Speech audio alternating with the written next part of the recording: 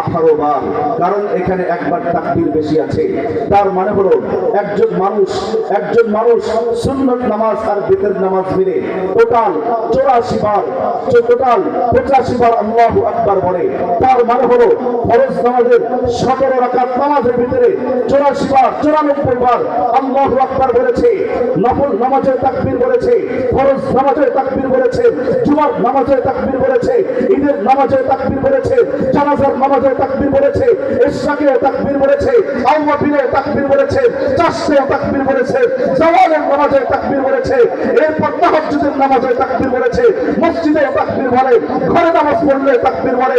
তার মানে হলো আমার জীবনের শুরু থেকে শেষ পর্যন্ত আল্লাহু আকবার বলার প্র্যাকটিস যা শুরু হয়েছে মত পর্যন্ত থাকবে। মুসলমানের হৃদয় থেকে, মানুষের মন থেকে তাকবীর ছিনিয়ে নেওয়ার ক্ষমতা কার হতে পারে না, কার হতে পারে না। মুহতারাম হাজরিন মাজলিস,